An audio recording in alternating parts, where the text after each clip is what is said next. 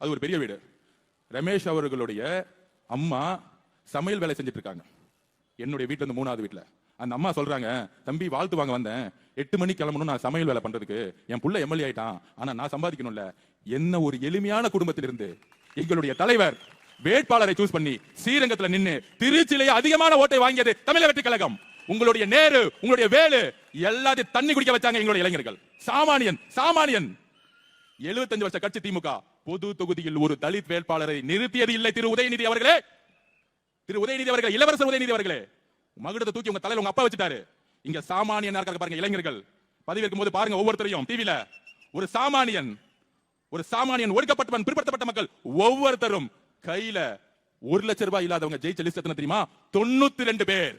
92 பேர் கையில 1 லட்சம் ரூபாய் இல்ல, 1 லட்சம் ரூபாய் இல்ல கையில, சொல்லி வச்ச மாதிரி. இது புரட்சி இல்லையா?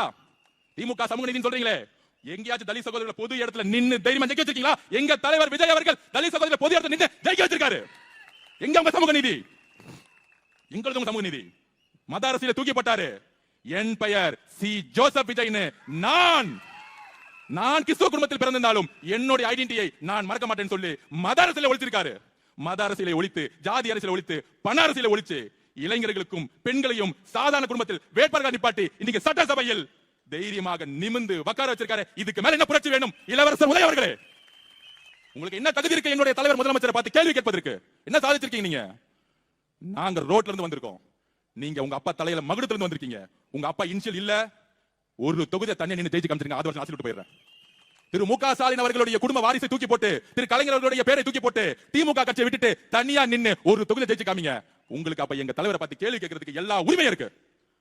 உங்க குடும்பத்தோட ஐடென்டிட்டியும் அண்ணா உருவாக்கக்கூடிய கட்சியிலையும் திமுக அந்த இடத்துல கொஞ்சம் ஸ்கெட்ச் போட கொஞ்சம் தவறிட்டு சேப்பாக்கத்துல எல்லா போக்கஸ் அவங்க அப்பா மேல இருந்துச்சு. அடுத்து வச்சுக்கலாம். கேள்வி கேட்டுட்டாங்கல்ல, தலைவரை பார்த்து கேள்வி கேட்டாங்கல்ல, பதில் கொடுப்போம், கரெக்டான டைம்ல கொடுப்போம். அப்ப இது புரட்சி இல்லையா?